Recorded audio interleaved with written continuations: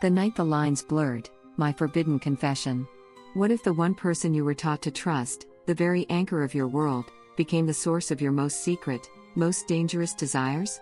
This isn't just a story, it's a confession ripped from the shadows, a truth so groundbreaking, so utterly unique, you won't believe it unfolded in the light of day. Have you ever questioned the unspoken bonds that tie us together? Prepare to have everything you thought you knew irrevocably challenged. Stay with me until the very last word, because what you're about to witness has never been told before, and its emotional impact will leave you speechless. If you're ready to uncover a story unlike any other, one that will stir your heart and haunt your thoughts, then like, subscribe, comment, and share this unprecedented revelation.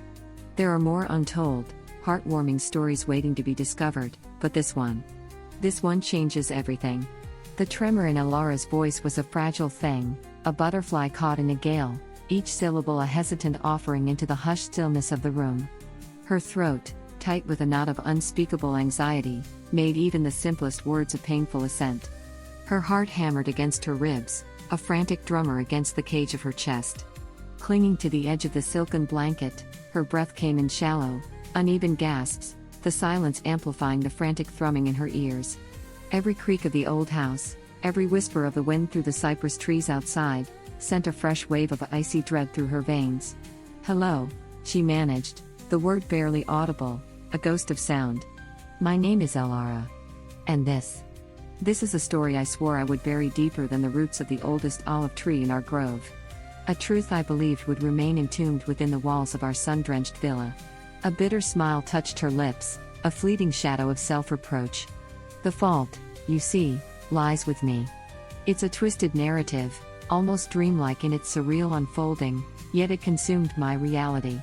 I've spent countless nights trying to excise it from my memory, but the images cling to me, vibrant and relentless, like the scent of jasmine after a summer rain.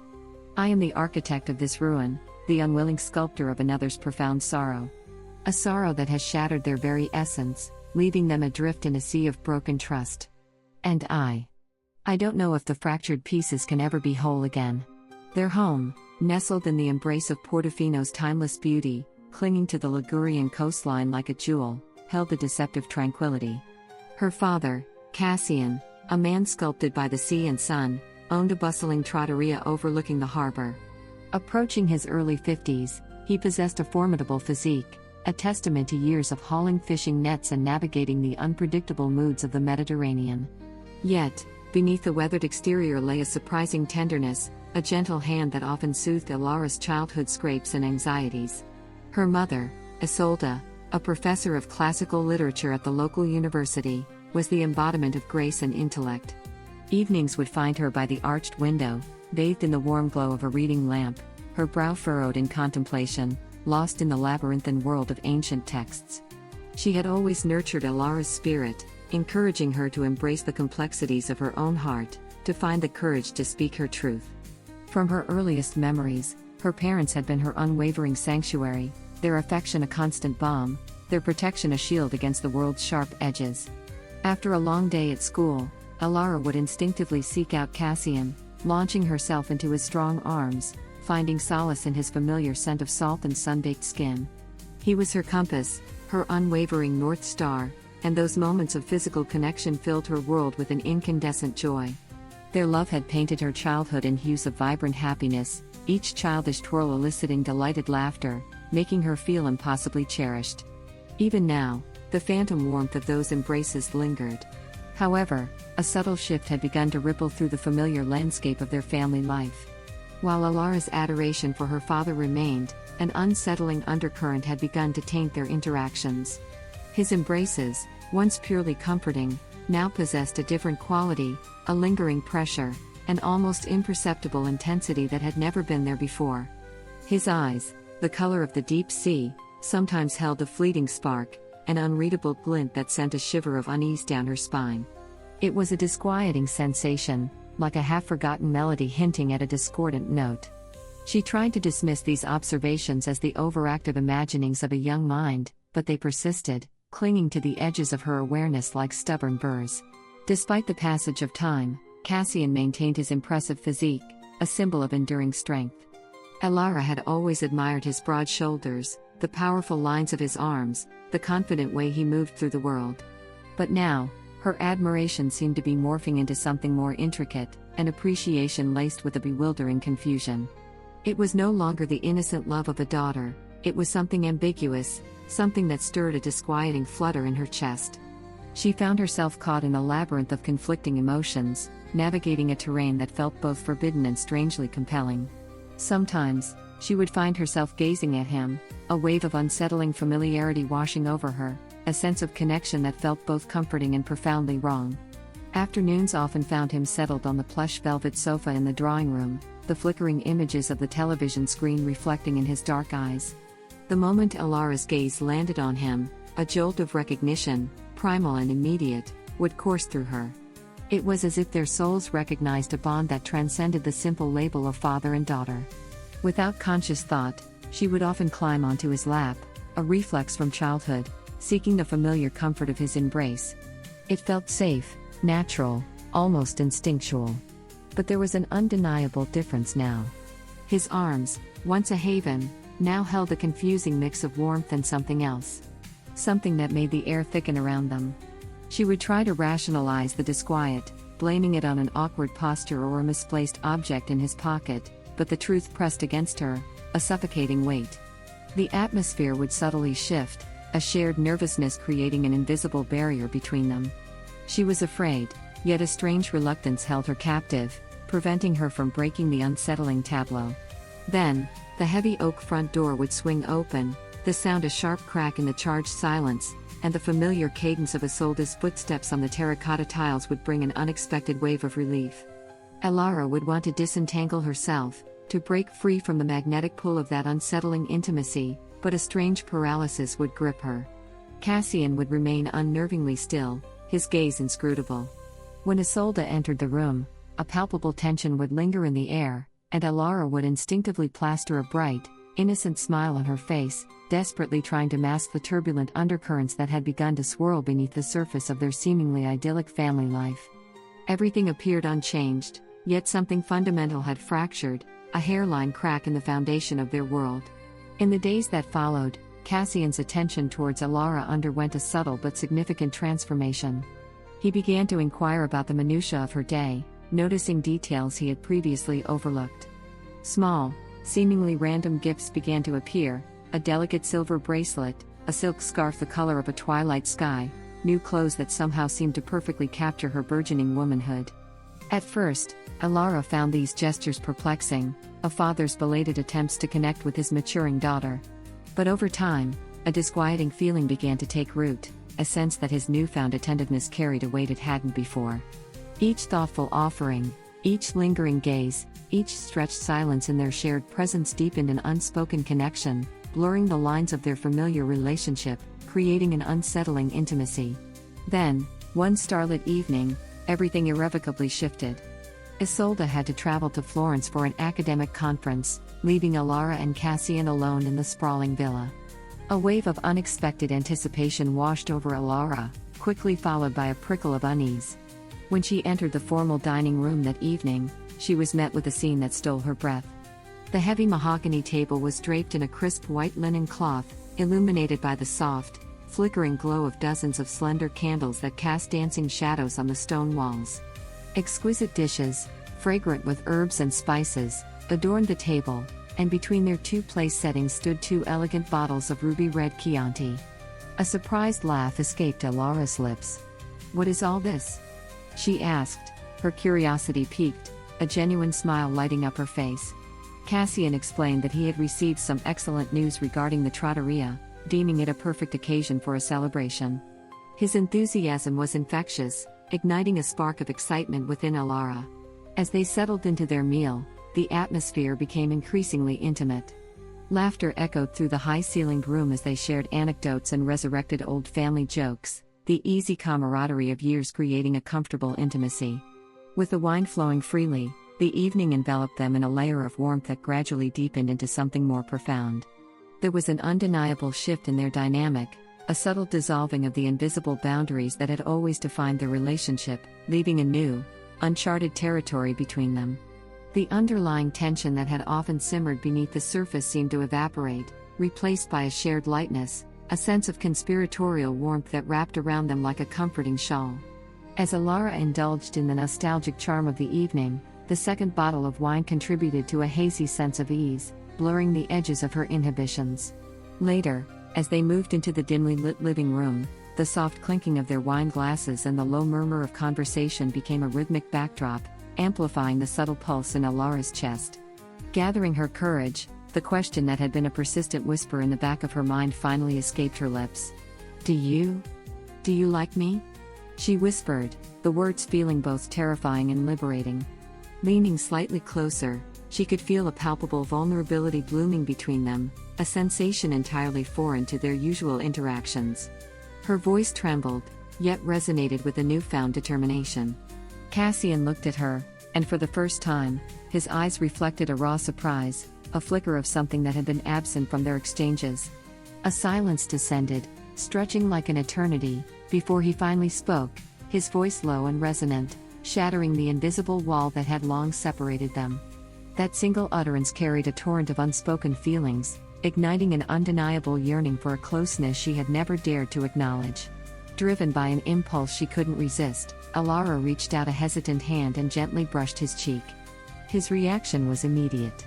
He leaned into her touch, his eyelids fluttering closed as if savoring the simple contact. Emboldened, she leaned forward and pressed her lips against his. The initial touch was tentative, a hesitant exploration, but it ignited a fire within her, unleashing a torrent of emotion she had long suppressed. His hands found their way to her waist, pulling her closer, and their kiss deepened, transcending the innocent affection of a father-daughter relationship. Alara's heart hammered against her ribs as they explored the uncharted depths of what had remained unsaid for far too long, their breaths mingling in the sudden heat of the moment. Together, they surrendered to an intimacy that felt both forbidden and intensely right, his fingers tracing delicate patterns along her spine, sending electric shivers coursing through her.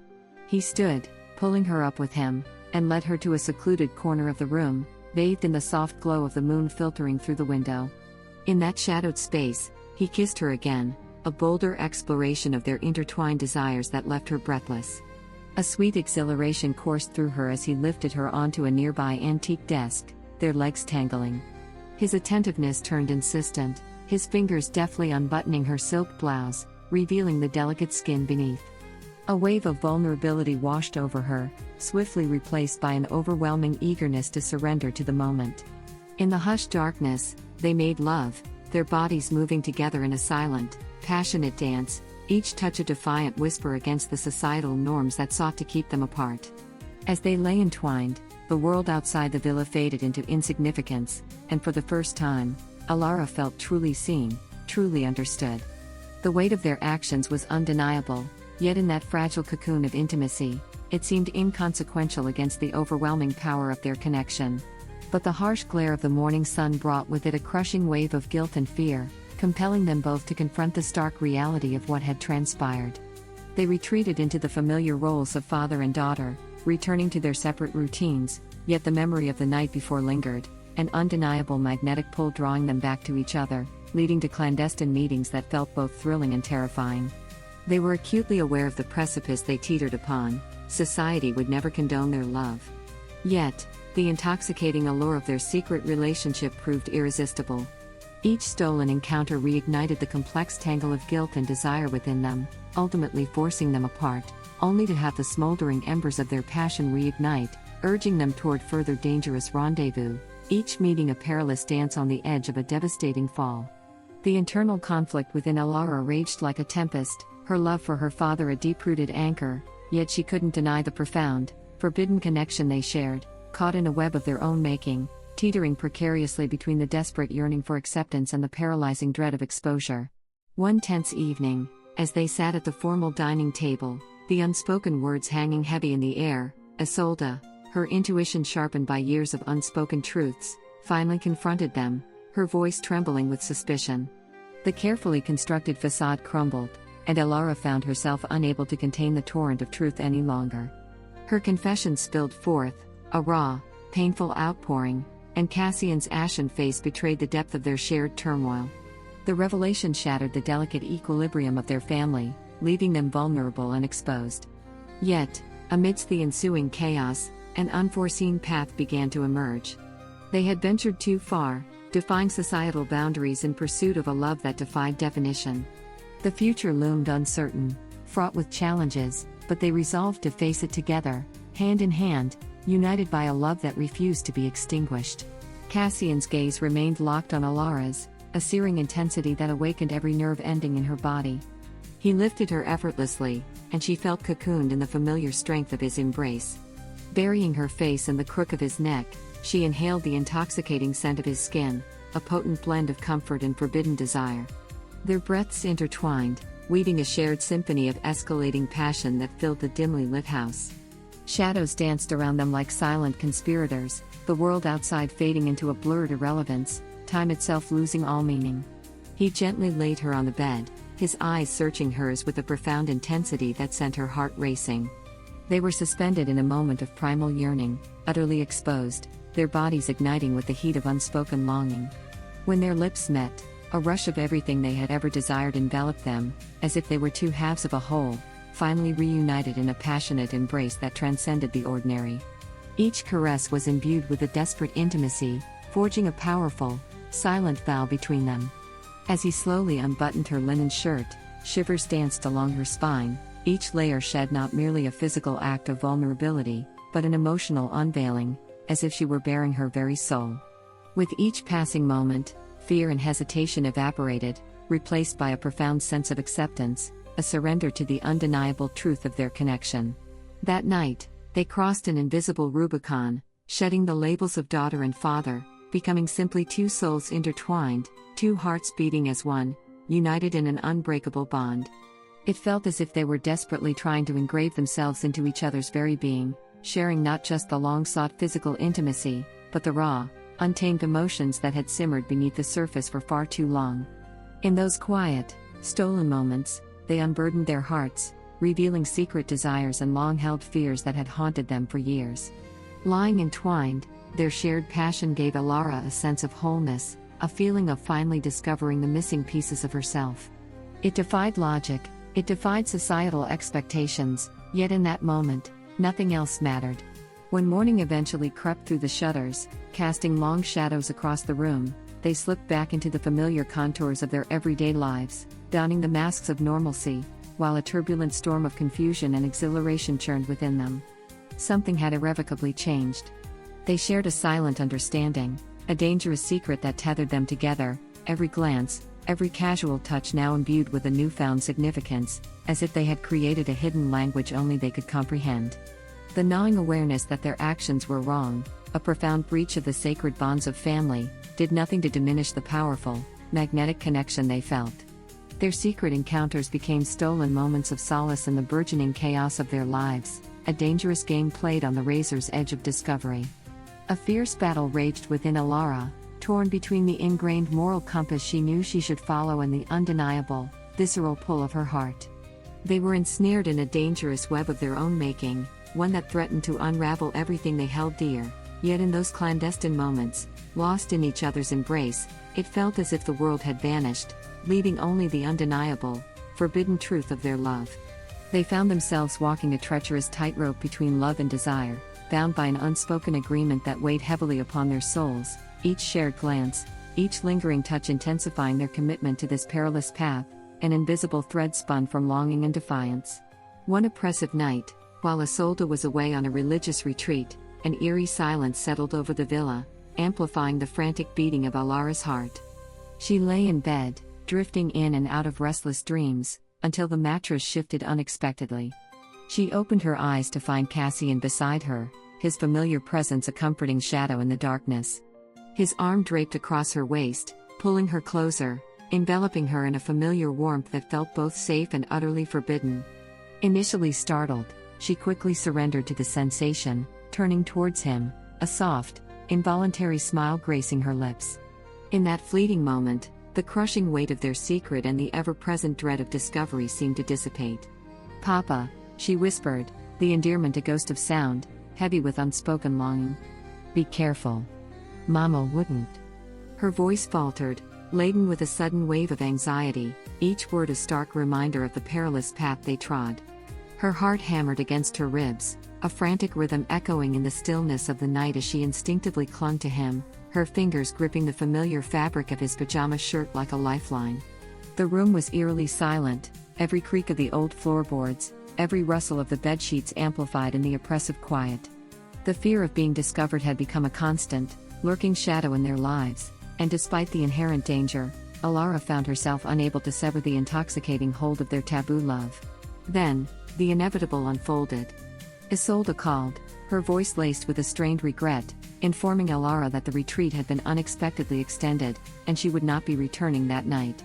A complex wave of emotions washed over Alara, a selfish relief mingled with a sharp pang of guilt. At least for one more night, they could indulge their dangerous secret without the immediate threat of exposure. They reveled in each other's presence, lost in a whirlwind of stolen kisses and whispered confessions, reckless in their embrace, lulled into a false sense of security. Then, the loud click of the door latch broke through their bubble. Isolde stood frozen in the doorway, her eyes wide with disbelief.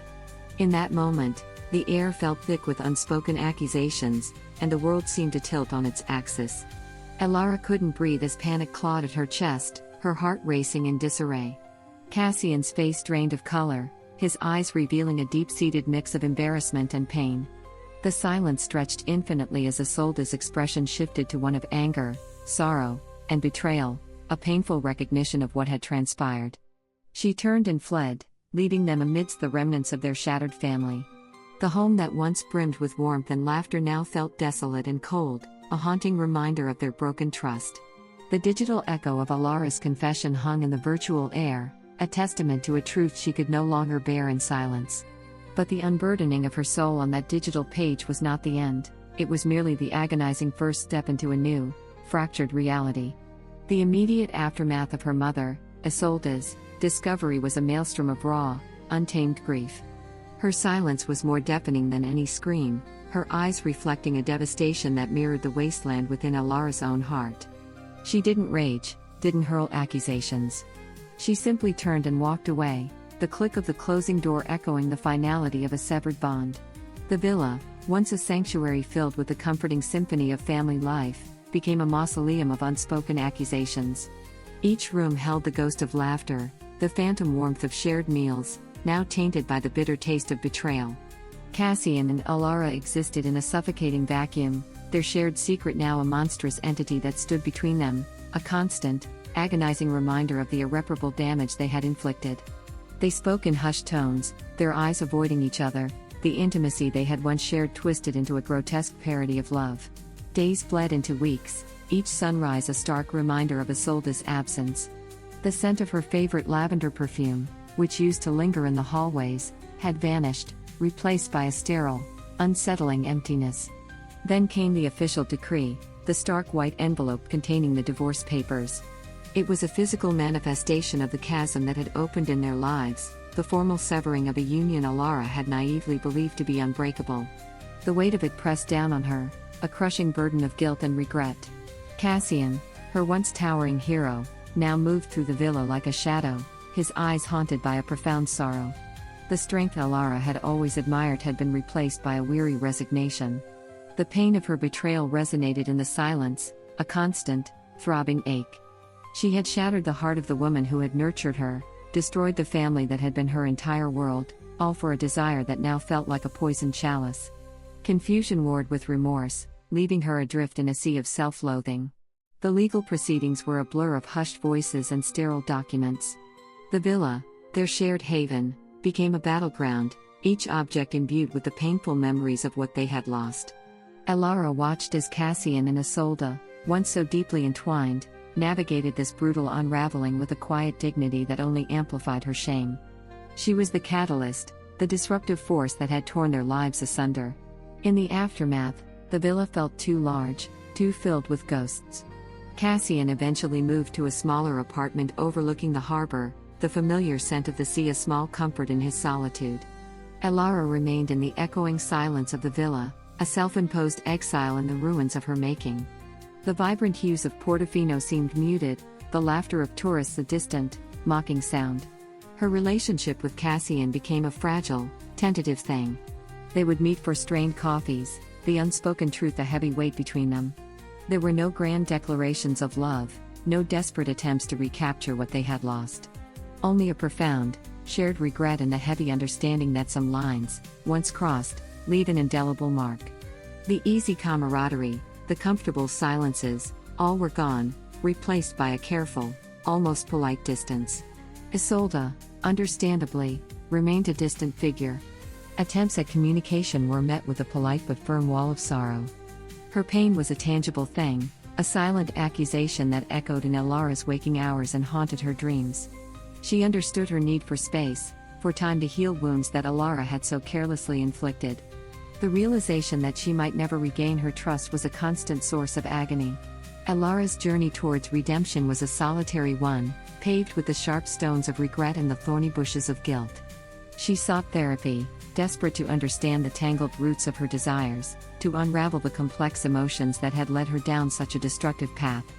There were no easy answers, no simple explanations. Only the slow, arduous process of self-examination, of confronting the uncomfortable truths about herself and the consequences of her actions. She learned about the complexities of attachment, the blurred lines of familial boundaries, and the devastating impact of unresolved emotional needs.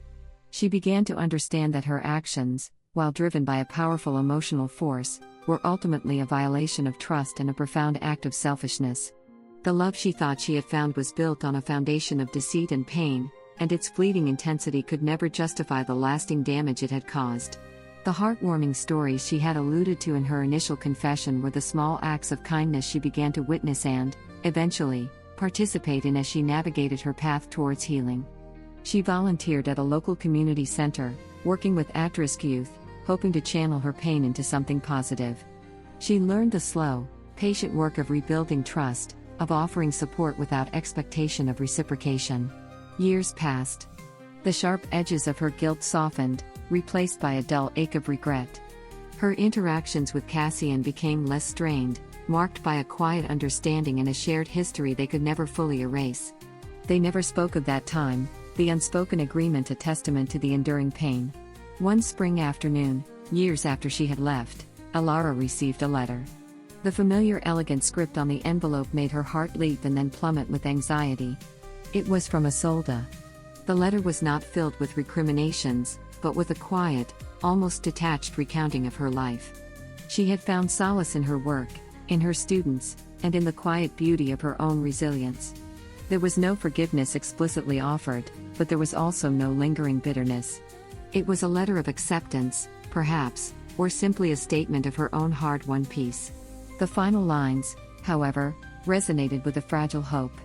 "Perhaps," she wrote, "in time, when the echoes have faded, we can find a new way to be. Not as we were, but as we are now, scarred but perhaps, capable of a different kind of understanding." Her words were not a guarantee of reconciliation, but they were a lifeline. Elara's journey towards redemption was far from over, but for the first time since the orchard had fallen silent, a tiny seed of hope began to sprout in the barren landscape of her heart. The groundbreaking story she had unfolded was not one of triumphant love, but of devastating consequences and the slow, painstaking process of rebuilding a life fractured by forbidden desires. The heartwarming stories were not the ones she had lived, but the potential ones that lay ahead, contingent on forgiveness, understanding, and the enduring power of the human spirit to find a new path forward, even after the most profound of falls. The silence of the villa had finally begun to break, not with the echoes of the past, but with the tentative whispers of a possible future.